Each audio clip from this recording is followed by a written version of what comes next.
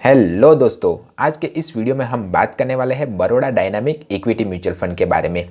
ये जो mutual fund है वो इन्वेस्टरों के पैसे को इक्विटी प्लस डेब्ट दोनों इंस्ट्रूमेंट में निवेश करते हैं। तो तब जब मार्केट अच्छा होगा तब इक्विटी में निवेश करने के कारण ये इन्वेस्टरों को अच्छा रिटर्न्स ला के देगा, पर जब मार्केट डाउन होगा तब ये डेब्ट में निवेश करने के कारण ये म्यूचुअल फंड इन्वेस्टरों को एक सपोर्ट एंड रेजिस्टेंस भी प्रोवाइड करता है। पर आप ये मेरी बात गांठ बांधकर रख लीजिए कि जो इन्वेस्टर कम रिस्क लेना चाहते हैं उसे इसमें रिटर्न्स तो मिलेंगे, पर compare to completely equity mutual fund की तुलना में ये म्यूचुअल फंड कम रिटर्न्स लाकर आपको देगा। अगर आप इस म्यूचुअल फंड के पास्ट रिटर्न्स के बारे में जानें तो इस म्यूचुअल फंड ने एक साल में 10.1% का रिटर्न्स, 3 साल में 16.5% का रिटर्न्स और ऑल ओवर 15.3% का रिटर्न्स अपने इन्वेस्टरों को दिया हुआ है। आप जो यहाँ पर कैटेगरी एवरेज ये देख रहे हो वो ये बताता है कि इसी तरह के दूसरे हाइब्रिड म्यूचुअल फंड की तुलना में इस म्यूचुअल फंड ने कैसा परफॉर्मेंस किया हुआ है। तो आप यहाँ पर देख ही सकते हो कि इसने एक साल में तो अपने कैटेगरी एवरेज को बीट नहीं किया हुआ है, पर 3 साल में इसने अपने कैटेगरी एवरेज से अच्छा परफॉर्मेंस दिया हुआ है। तो इससे आप ये सीख सकते हो कि अगर आप इस म्यूचुअल फंड में अपनी इन्वेस्टमेंट को स्टार्ट करते हो तो मिनिमम 3 सालों तक तो आपको इन्वेस्टमेंट करना ही पड़ेगा। पर म्यूचुअल फंड के मामले में आप ये बात गांठ बांध कर रख लीजिए कि आप जितने ज़्यादा सालों तक अपनी एसआईपी को चालू रखेंगे उतने ज़्यादा सालों तक आपको कंपाउंडिंग इंटरेस्ट का इफेक्ट आपको इन्वेस्ट किए हुए मनी पर आपको देखने को ज़रूर मिलेगा।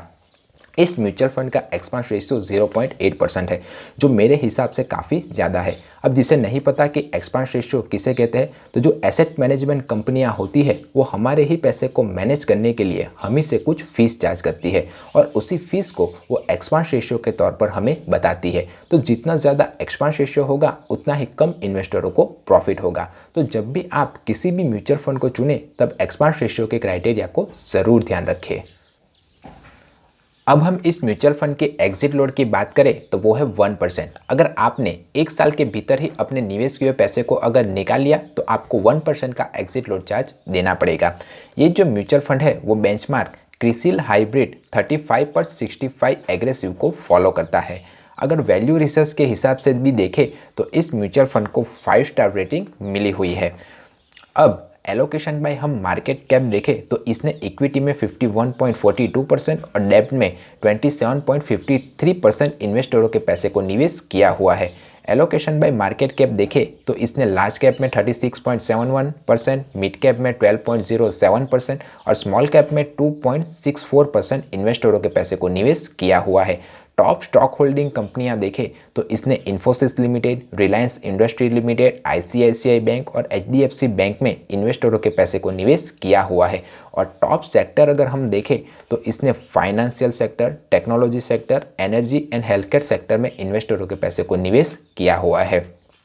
रिस्कोमीटर में आप यहाँ पर देख ही सकते हो कि इसमें इन्वेस्ट करना हाई रिस्क है, वेरी हाई रिस्क नहीं है। पर अगर आप इस म्यूचुअल फंड में इन्वेस्ट करते हो तो इक्विटी में इसने 51.42% इन्वेस्ट किए होने के कारण इसका जो रिस्क है वो बढ़ जाता है, क्योंकि ये मार्केट के उतार चढ़ाव का इसके ऊपर सीधा असर आपको देखने को मिलेगा। स्टैंडर्ड डेविएशन की बात करें तो इस म्यूचुअल फंड का स्टैंडर्ड डेविएशन 12.26 है, जो अपने कैटेगरी एवरेज से ज़्यादा है। अब जिसे नहीं पता कि स्टैंडर्ड डेविएशन किसे कहते हैं, तो स्टैंडर्ड डेविएशन एक रेंजिंग फैक्टर है। तो जितना ज़्यादा स्टैंडर्ड डेविएशन होगा उतना ही हाई वॉलेटाइल म्यूचुअल फंड को माना जाएगा। तो आप जब भी किसी भी म्यूचुअल फंड को चुनें तब कम स्टैंडर्ड डेविएशन वाले म्यूचुअल फंड को चुनने की कोशिश करेंगे, क्योंकि जितना कम स्टैंडर्ड डेविएशन होगा उतना ही वेल परफॉर्मिंग म्यूचुअल फंड माना जाएगा और उसके जो रिटर्न्स होंगे वो भी कंसिस्टेंट होते हैं, ऐसा माना जाता है कम स्टैंडर्ड डेविएशन होने की वजह से।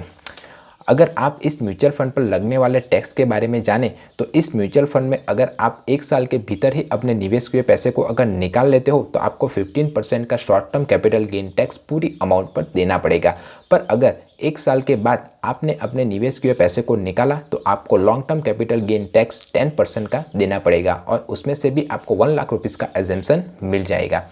अगर आप किसी भी म्यूचुअल फंड में अपने पैसे को निवेश करते हो तो इन बातों का ध्यान ज़रूर रखें। नंबर 1, हमेशा डायरेक्ट प्लान के थ्रू ही निवेश करें। नंबर 2, कभी भी म्यूचुअल फंड के पास्ट रिटर्न्स और परफॉर्मेंस के बेस पर किसी भी म्यूचुअल फंड में इन्वेस्ट ना करें, क्योंकि इसके पास्ट रिटर्न्स और परफॉर्मेंस उसके लेटेस्ट परफॉर्मेंस के आधार पर चेंज होते रहते हैं। नंबर 3, लॉन्ग टर्म के लिए इन्वेस्ट करें, तभी कंपाउंडिंग इंटरेस्ट का इफेक्ट आपको अपने निवेश किए हुए मनी पर देखने को मिलेगा। और नंबर 4, हमेशा अपने फंड मैनेजर या फंड एडवाइजर की सलाह ज़रूर लें। अगर म्यूचुअल फंड से रिलेटेड कोई और क्वेश्चन या क्वेरी हो तो मुझे कमेंट करके ज़रूर बताइए। वीडियो पसंद आया है तो वीडियो को लाइक करें और इस वीडियो को ज़्यादा से ज़्यादा लोगों तक शेयर करें। मिलते हैं अगले वीडियो में, तब तक सीखते रहिए, क्योंकि सीखोगे आज तो कमाओगे कल। जय हिंद।